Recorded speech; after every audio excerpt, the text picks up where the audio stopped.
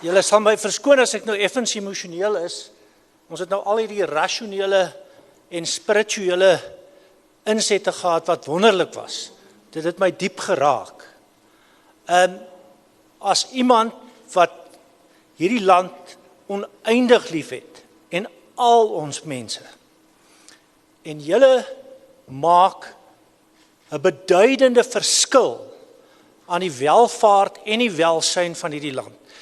Ek is op 'n bepaalde manier eintlik sommer lus en los my formeel voorbereide toespraak en praat uit die vuis uit, maar dit mag uitwerk op 'n manier waar ek en my vrou is saam met my, sy is 'n sielkundige, omdat ek 'n sielkundige in my lewe nodig het. Maar ons het ook 'n klompie grappies waarvoor sy nou nie meer lag nie.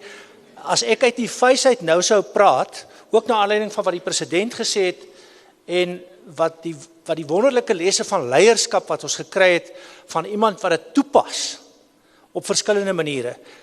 As ek uit my hart uit en uit my hoof uit moet praat, dan mag ek die enkele vriende wat ek nog oor het verloor. Nou ja, terug by my vrou, sy sê altyd as ek sê ek het 'n vriend, dan sê sy het jy nog 'n vriend oor. Belangrik ook in my hele lewe, gegee my afkeer aan boelies. En sodra jy mag het, en politici wat mag ten alle koste nastreef, is dikwels boelies. Meneer Donald Trump het die eienskappe van 'n boelie. President Cyril Ramaphosa het die eienskappe van 'n boelie. Ek het in my hele lewe eintlik nog nooit 'n regering gekry waarvan ek gehou het nie. Ek ken politici wat nog nooit 'n regering gekry het waarvan hulle nie gehou het. Ek hou nie van regerings nie. Enigste wettige regering wat oor my is my God en my eggenote. Terloops, dit kan 'n mens ook in ernstige probleme laat beland as jy sulke goed sê. Hoe dit ook al sê, ons moet die alternatiewe wat vir ons beskikbaar is gebruik. En dit sluit aan by die waarde van wysheid, wanneer feite en werklikhede ons vriende is. Nou ek en die president en François het nie gekookus voordat ons gepraat het nie, maar baie van dit wat, ekskuus ek moet nou net gou dink, Du Plessis Tini gesê het en wat François gesê het, resoneer met wat ek ook aan die orde wil stel. En ek het 'n redelike tegniese voorlegging, maar ek gaan nie daarna toe noodwendig nie, maar die idee dat positiwiteit ons nie help nie en negativiteit help ons ook nie, maar werklikhede gaan ons help. En dan het ons data, inligting, kennis en wysheid nodig. En ons moet al daai vermoë wat vir ons gegee word ook deur nuwe tegnologie gebruik, maar ook nuwe sakemodelle. Nou daarom is my betrokke voorlesing die ene wat daar sigbaar is, die waarde van wysheid, wanneer feite en werklikhede ons vriende is. Nou, as ons daarna gaan kyk, hierdie is 'n bietjie klein, maar in effek kom dit daarop neer, dat wat julle het, is nie eufemisties gesien, 'n paar uitdagings nie. Julle en ons, inklusief, het probleme, ernstige probleme. En as ons daai probleme nie behoorlik identifiseer en behoorlik erkenning daaraan gee nie, gaan ons nie daai probleme oplos nie. Gaan nie in te veel detail daarin nie, maar want weer eens die president het verwys na die probleme met infrastruktuur swigting, die probleme met onder andere paaie, die probleme met byvoorbeeld julle eie waardeketting waar daar entstowwe moet gevind word. Daar is eintlik entstowwe, maar ons kan hulle nie vind nie. Dis die dilemma. Waar ons moet gaan kyk na die hele idee van die lewensvatbaarheid van landbou en boerdery in Suid-Afrika in terme van verminderde opbrengs. Op grond van waar ons sweet kapitaal en ons kapitaal in ons grond insit, maar die opbrengs verminder, want ons word bedreig deur bepaalde probleme. En vele ander landelike veiligheid wat julle al eintlik tot 'n groot mate gehanteer het. En laat ons dit vir mekaar reguit sê terwyl ons reguit praat. Julle kan met goeie reg ook nie van regerings hou nie, want daar is wesentlik vyhandigheid in die regering. Ek wil dit ook net baie duidelik stel. Niks wat ek vandag hier sê sal ongrondwetlik wees. en revolusionêre optrede vra wat neerkom op 'n vorm van sedisie nie. Ek is 'n wetsgehoorsame, regtens gedrewe, konstitusionele teoretikus, maar ook 'n aktivis. So, daai probleme is daar. Dan het jy eintlik 3 moontlikhede. Jy kan dit ontleed, kom ons sê dis die A van analise. Jy kan aktivisties optree, en jy behoort eintlik al twee te doen. Dis ook wat die president gesê het. Jy kan aksie neem, en ek wil 'n 4de moontlikheid oopmaak, en dis om te sê, jy kan innoveer. Daar's 'n wêreldwye tendens vir innovasie, maar dis nie net tegnologiese innovasie wat widgets en gadgets maak nie. Die is daar baie van. As ek kyk hoe my oom se John Deere trekkertjie gelyk het in 1954, John Deere trekkertjie in die Weskus, in die omgewing van Eendekuil. Ek weet nie of julle weet wat dit is nie, maar dit is in elk geval naby Lammersbaai en Elandsbaai. En ek kyk wat nou hier buite staan, dan is daar baie tegnologiese ontwikkeling. Wat ons nodig het is 'n vorm van tegnologie vir die mense, wetenskap vir die mense en met die mense. Het is ook interessant om daarop te let, dat mense skep die probleme wat hulle uiteindelik benadeel tot 'n mate self, en wanneer dit hulle benadeel, het hulle dan 'n soeke na antwoorde in onder andere innovasie, maar die proses wat gevolg moet word, hulle moet self betrokke wees by die vind van die oplossing. Jy help nie om te sê ons gaan die antwoorde op 'n ander plek haal nie, die antwoorde is hier. Ek dink dis oor sosiale innovasie, en dit wil sê ek, ons moet nie net uit die boks uit dink nie. Het julle al daai term gehoor? Ons moet uit die boks uit dink. Het julle al die term gehoor? Ek sê, neek die boks weg. Kyk of daar nie 'n moontlikheid is dat ons heeltemal met iets nuuts voor 'n dag kan kom nie. En ek dink dit het te maak met baie van die riglyne oor leierskap wat ons gehoor het, en oor ons kwessies. Laat ek gou daarby aansluit. Ons het 'n wesentlike debat nodig oor nie of ons transformasie in hierdie land nodig het nie. Ons het transformasie nodig. Maar nie transformasie gedryf deur die ideologie van die nasionale demokratiese revolusie nie. En daai revolusie is nog nasionaal, nog demokraties en nog revolusie. Dis gewoon 'n vorm van korrupte uitbuiting van mense se sentimente om jouself te verryk. Kom ons sê dit maar net vir mekaar reguit. En as hier polisiemense is wat dink ek is nou besig met sedisie, ek is beskikbaar om gearresteer te word na die tyd. Kyk ons wat word daarvan. Hoe dit ook al sê. Ons het 'n gesprek nodig oor transformasie wat gedryf word op die grondwet van Suid-Afrika en veral artikel 195, waar die waardes van regering en administrasie, wat dan ook maar die waardes vir die samelewing vir instellings is. En dit sê jy moet verteenwoordigend, natuurlik moet jy verteenwoordigendheid hê in jou staatsdiens, want jy kan nie met die mense werk as jy hulle nie verteenwoordig nie. Maar terselfdertyd moet jy nie net verteenwoordigendheid hê, jy moet dan ook effektief en eties wees. Gaan kyk maar na artikel 195 van die grondwet. Jy moet daarom ook die ontwikkelingsstaat se professionaliteit hê.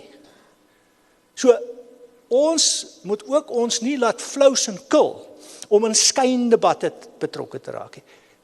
Bring die president, laat hy kom, dan praat ek gou met hom oor die feit dat ons transformasie nodig het, maar gebaseer nie op die prul van nasionale demokratiese revolusie nie, maar op die pypwaardes van ons grondwet. Dan sal ons begin 'n ekonomiese groei toon, ons sal groter kohesie hê. Maar dit is die situasie. Dus, ons moet betrokke wees, ons moet ook nie net as individue betrokke wees nie. Uiteindelik, as dit misluk, sal net jy en jou naaste oorbly om die mislukking te moet hanteer. En dit gaan nie lekker wees nie. Dit gaan 'n apokalips wees. Miskien is dit die openbaring, maar laat ons nou nie daarna toe gaan nie. Terloops, iemand het op 'n stadium gesê, jy moet nie sulke lang toesprake hou nie, Erwin. Kry maar vir jou 3 punte, want 'n preek met meer as 3 punte is 'n leerstellige dwaling. Goed, so ek moet relatief vinnig deur my 3 punte kom. Ek wil dus sê dat politieke konteks, ekonomiese konteks, sosiale konteks, tegnologiese konteks het dramaties verander. Ons het groot probleme. Ons moet daai probleme aanspreek as individue, maar ook as instellings en uiteindelik op 'n kollektiewe manier. En ek gaan nie by al hierdie ander goed uitkom nie, dit is beskikbaar en julle kan daar gaan kyk. Maar daar het ons, die konteks is wesentlik. Die hele wêreld word gekenmerk deur probleme. En een van die grootste probleme is skaarsheid. Daar is te min voedsel, te min hulpbronne, te min goeie klimaat oor, om dat almal iets kan kry. En as jy later begin beklei, met al jou mag, om vir minder mense, die elites, meer te gee, ten koste van die paar mense wat nog het, dan word dit 'n geveg tot die dood toe, waar jy beklei om skaarsheid te verdeel. Verdeling is belangrik, maar jy wil nie skaarsheid verdeel nie. Jy moet groei en voorspoed verdeel. Nou, daai kontekste kan julle maar daar gaan kyk. Die konsepte het dan te maak met goed soos inklusiewe sosiale innovasie. Onthou ek het gesê, jy moet 'n aktivis wees. Jy moet aksie neem. Jy moet ook op verskillende maniere innovasie hê. En dit is sosiale innovasie. En dit verg eintlik inspirerende idees.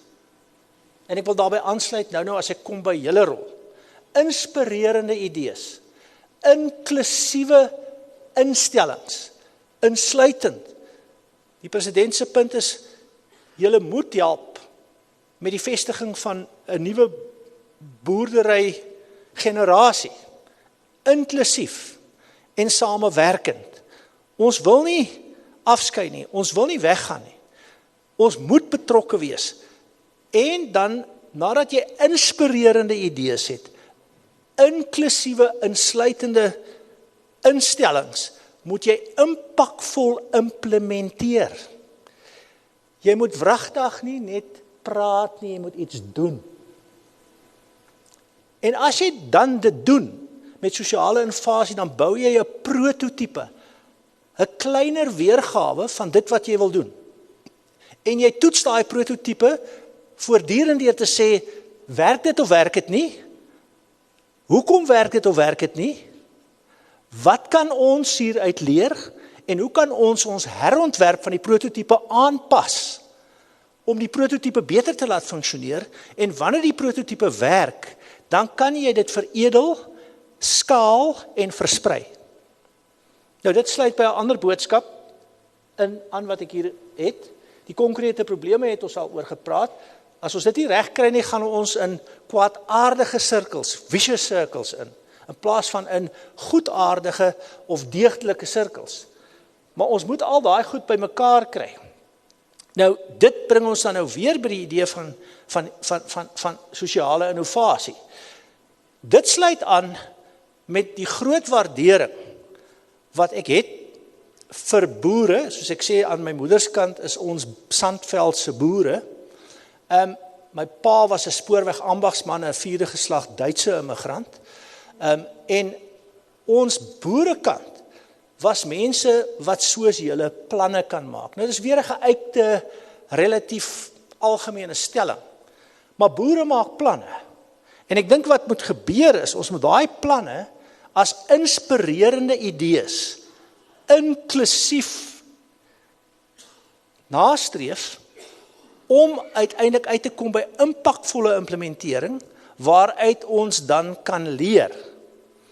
En as ons daarna kyk, dan beteken dit dat ons moet gaan kyk na 'n klompie dinge, en ek wil baie vinnig na hulle verwys, konkrete hanteringsvoorstelle. Julle moet samewerkend, medeskepend beginne optree. En dan wonder ek, en dis deel van die groter boodskap, as julle al julle innovasie kan pool. As ek nou van tyd tot tyd, ons het 'n plek in Mosselbaai en ons kom in Hartenbos, dan kan ek nou sien die mense wat by Hartenbos kamp, hoeveel gadgets en widgets het hulle nou al gemaak. Jy weet, verskillende braaidromme. Dis nou maar net 'n konkrete voorbeeld. Potjie kos handvatsels. Ons het 'n vriend gehad wat 'n boer was, sy naam was Peri. Ons het hom genoem Peri Patentjies. Julle het honderde patente. Julle het kundigheid. Kan 'n mens binne die Vrystaatse Landbou-Unie daai kundigheid koöperatifiseer en kommersialiseer? Want die probleem wat julle ook het, bykomende tot die politieke probleme, die ekonomiese probleme, die sosiale probleme, die tegnologiese kwessies wat julle moet oplos, is eintlik tweelei. Julle wil en sou byvoorbeeld 'n gedevolueerde, gedesentraliseerde eie padowerheid kon ontwikkel. In die ou dae het ons die afdelingsrade in Kaapland gehad, in die padowerhede in die ander plekke. Sou dit moontlik kon wees dat julle eintlik vir die tersiêre paaie, dit wil sê die paaie wat direk die eerste myl of die eerste 2.4 kilometer, nee, 1.2 kilometer aansluiting, dat julle op 'n koöperatiewe manier gesamentlik dit kan doen. Maar dan het julle twee probleme. En die een probleem is kapitaal en die ander een is kapasiteit. Want julle moet boer en julle moet julle gesinne onderhou en uitgebreide gesinne en 'n gemeenskap dra. Julle dra gemeenskappe, volledige gemeenskappe. Sou dit dan moontlik wees dat 'n mens kan gaan kyk na 'n vorm van 'n gesamentlike medeskeppende benadering. Ek het byvoorbeeld 'n tyd lank nou al gaan kyk gelede na die hele idee van die herdink. Terloops, toe die Universiteit van Stellenbosch Wilgenhof begin herverbeel. Nou, ek was in Wilgenhof, so toe het ek 'n bietjie gedink, die term word nou gediskrediteer, maar ons gaan nou nie daarop in nie. Ek het nog vriende by die Universiteit van Stellenbosch, ek wil hulle graag behou. Hoe dit ook al sê, kan ons gaan kyk na 'n soort institusionele, 'n organisatoriese oplossing, waar ons die idee van koöperatief werk, maar ook koöperasies kan gebruik, waar ons kan sê, ons skep 'n soort sosiale onderneming. Dis nie 'n handouts nie, dis nie 'n liefdadigheidsorganisasie nie, dis ook liefdadig, maar waar ons vermoëns pool. Ek gaan nou 'n skokkende ding sê. Ek dink ons het meer FBS banke nodig. Weet julle wat die FBS bank was? Die korrupte bank, wat 'n koöperatiewe bank is. Dit is moontlik om die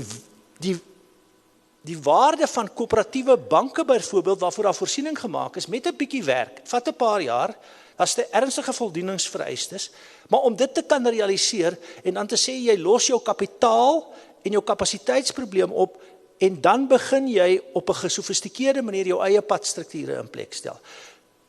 Ek weet, dit verskuif die verantwoordelikheid, en die mense wat eintlik veronderstel is om te doen, gaan dit gebruik as 'n skuifmeel om niks te doen nie, maar hulle doen in elk geval al klaar niks. So jy is nie slegter af nie. So kan jy daai innoverende oplossing kry. Neem die probleem van enstowwe. Vrystaat Universiteit het vir baie jare 'n baie suksesvolle nie veeartseny nie, maar 'n farmaseutiese program gehad. Ek is nie seker of dit nog bestaan nie. Dit was Pharmofs Parexel. En my kollega professor Willemse, ek sal dan kan sê, maar dit was 'n uitstekende inisiatief wat eintlik medisyne saam met medisynemakers en van die generiese vervaardigers van medisyne gebruik het. Nou, ons het nou ons vermoë verloor om enstowwe te vervaardig. En die kostes het dramaties opgegaan en ons wil dit nie oorlaat net aan privaat sektor gedrewe, soms oordrewe winsmotiewe nie, maar kan ons saam met Vrystaat Universiteit, saam met van die generiese medisyne vervaardigers, saam met Onderste Poort. Francis Petersen is nou daar, ek dink hy sal 'n interessante, ek dink hy is die beste rektor by 'n publieke universiteit in die land, dis my persoonlike mening. Kan ons gaan kyk, kan ons 'n kommersiële program kry, waar ons as Vrystaat Landbou-Unie, en ek sê nie, het gaan maklik wees, het kos 400 miljoen, dink ek het François gesê, maar waar ons hierdie goed stimuleer om te sê, maar ons gaan 'n kapasiteit skep, om ons eie enstowwe te maak. En ons gaan dit nie doen as boere nie, maar ons gaan 'n samewerkende groep mense skep. En ek dink koöperasies, na die KWV, Old Mutual en Sanlam se korporatisering, het groot skade gelei. Ek weet as briljante koöperasies, ek werk met die Sentraal Suid-Kaap koöperasie, of het met hulle gewerk, in Swellendam. Ek dink julle moet daai vermoë begin bedink en gebruik. Nou, so, kan jy plaaslike lewering kry, met uiteindelik eksperimentering en deurlopende leer. Julle is 'n klomp boere met planne. Kan julle intellektuele eiendom pool? Kan julle patente skep? Kan julle dit dan verkoop? Kan julle daardeur kapasiteit en kapitaal kry, wat julle in staat stel om meer self te doen? En nooit ophou om aktivisties te wees en sê die regering moet ook hulle werk doen nie. Maar as dit nou nie gebeur nie, is daar alternatiewe. Jy moet nooit, my pa het gesê, Erwin, jy kan uit enigiets uitraak. Jy moet net nooit uit opsies uitraak nie. Dag wat jy uit opsies uitgeraak het, dan is jy 'n groot moeilikheid. Nou daar's 'n klompie konkrete voorstelle. En uiteindelik is die idee, kan ons uitkom by 'n kenniskoöperasie, waar ons kennis kan pool, dit dan koöperatifiseer. Dit uiteindelik ook internasionaal en nasionaal aanbied, en daarmee vir ons kapasiteit en kapitaal skep, om meer te doen. Ons weet van gemeenskapsgebaseerde organisasies. Daar is organisasies wat hulle eie universiteite en eie tegniese colleges geskep het. En die probleem bly net, dat as jy duur infrastruktuur wil skep, as jy nuwe infrastruktuur wil bou, dan kan jy dit nie net doen met 'n bietjie geld as 'n vrywilliger nie. Jy moet dit op een of ander manier in 'n instelling plaas. En dit is die idees wat ek dink ons moet gaan bekyk. Ons kan onderlinge banke skep. Ek het die voorbeeld, julle kan gaan kyk na die vorige minister van Gesondheid, ook 'n boer by Riversdal, ou met die naam van Teens Botha in die Weskaap. Ek weet nie of julle van hom weet nie.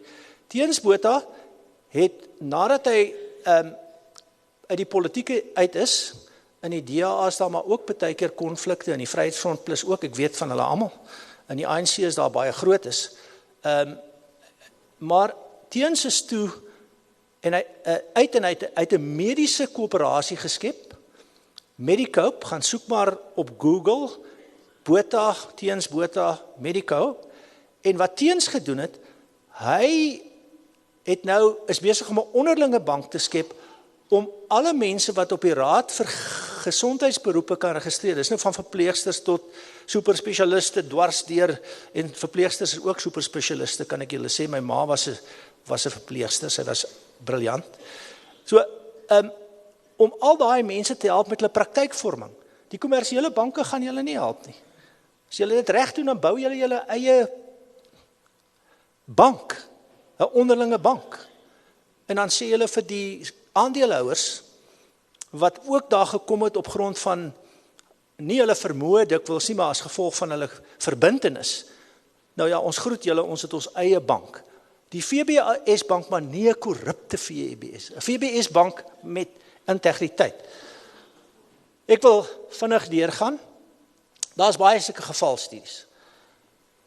Dan wil ek begin afsluit deur te sê, die dapper gesprek, wat ons moet hê oor die werklikhede is, kan ons koöperatifiseer, kan ons kommersialiseer, kan ons, en ek kan nou self nie helemaal lekker sien, kan ons kommodifiseer, sonder om kommoditeit uit te byk. Kennis as 'n kommoditeit.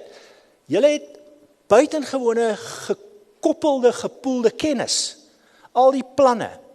As julle daai kennis is mos 'n wonderlike kommoditeit. Anders as Kempen, waarmee boer jy nou weer? Gars. As jy gars gebruik, dan raak dit op. As jy melk gebruik, raak dit op. Kennis, as jy dit gebruik, word meer. Dis die wonderlike kommoditeit wat kennis is. As jy kennis deel, word dit meer. Nou, as jy kan werk met die kommodifisering van kennis, co-produseer, en veral ook internasionaliseer. As jy in Suid-Afrika oplossings kan vind vir die boere in Australië, oor hoe ons vanaf die tegnologie, dis 'n tegnologiese handeling om skape te skeer. En jy kan dit op een of ander manier in harde geldeenhede verkoop, maar jou eie lewe hier wat in rand gefinansier word. En as jy dit kan doen, dan het jy die voordeel van die wisselkoers aan jou kant. Ek dink julle behoort almal julle seuns en dogters aan te moedig om internasionale ervaring te gaan kry. Nie om weg te gaan nie, maar om te gaan kyk wat daar gedoen kan word en die netwerke te bou. En julle eie netwerke. Julle behoort eintlik by vergelykbare landbouunies, landbouverenigings wêreldwyd in te skakel in 'n kennisnetwerk. En daai geleenthede te gebruik om te internasionaliseer. Dan moet julle innoveer. Dit behoort julle teen die tyd nou al julle moet inspireer, implementeer, impakteer, integreer, bring julle self by mekaar en interageer, werk met mekaar saam. Laastens dan, as 'n samevatting, ek weet nie hoeveel tyd, ek dink ek is omtrent, miskien 'n minuut of wat laat, hier is 'n klompie wysheidsspreuke. En ek gaan nou maar net sê, daar's niks meer verkeerd om 'n selfgemaakte mens te wees, solank jy net nie die produk is van unskilled labor nie. Ek kry mos baie mense wat sê, ek is 'n selfgemaakte man. Maar jy moet dan nie ongeskoolde arbeid gebruik het om jouself te maak nie. Terloops, dit lyk my, ek is nog steeds baie angstig as ek enige lesing gee na 40, 50 jaar. En wat dan gebeur is, baie keer dink ek iets is, miskien wys maar ook snaaks, en dan lag mense nie, dan is ek net meer angstig. So as ek nou weer so iets sê, en julle lag nie, dan raak ek net meer angstig, kan julle my help, as ek net my hand ophou, ek doen baie radiowerk, omdat ek so 'n goeie gesig het vir radio. As dit snaaks is, lag maar, dan voel ek beter. Hoe dit ook al sê, aan televisie gebruik ons, en doen dit ook van tyd tot tyd cue, nee, dan sê ek, lag nou. Alright, so die tweede wysheidsspreuk vinnig is, wat jou seer maak is nie wat jy nie weet nie. Dis wat jy dink jy weet. Nee, en dan voeg ek een by, dikwels, ek sê, jy kan dink ek is maar stupid, maar ek raak baie verviest en verergd as jy dink ek is so stupid soos jy dink ek is. Partykeer, dit was ook 'n poging tot 'n grappie. Dan, jy kan sonder, die een het ek nou net gesê, jy kan sonder enigiets raak. Jy moet net nie sonder opsies wees nie. Ek was gelukkig genoeg om in die oorgangsjare by die oorgang betrokke te wees, en een van my mentors was Sir Kenneth Stowe. Hy was 'n Britse amptenaar uit die klassieke tradisie van Britse amptenare. Hy het my onder andere gekry om die ANC in ballingskap op te lei, nog een van my vele mislukkings, maar in elk geval, dit was nie 'n grappie nie. Hoe dit ook al sê, Sir Kenneth Stowe het altyd vir my gesê, Erwin, good piano doesn't play bad tune. En die tweede een was, get it done by Tuesday. Kry goed gedoen, 'n suidigheid vir aksie. Die volgende een is,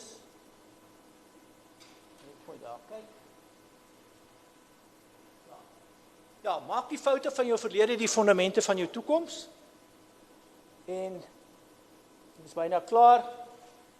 Diervriendskappe kry jy nie verkoop vir die prys wat jy daarvoor betaal het nie. As jy 'n diervriendskap aangegaan het, gaan jy dit nie weer verkoop kry vir die prys wat jy daarvoor betaal het. 'n kilogram se goeie planne bespaar jou miljoene rande se moeilikheid. Selfkennis is die grondslag van wysheid. Selfs dwaase weet soms iets. Wysheid is om te verstaan. Dink voor jy praat, lees en leer voor jy dink. Nou ja, dit was nou 'n mondvol, maar ek dink daar's konkrete planne hier. Ek dink julle behoort binne die Vrystaat Landbou-Unie 'n sentrum vir innovasie te skep, en as ek daarmee kan help, help ek graag. Baie dankie vir die geleentheid.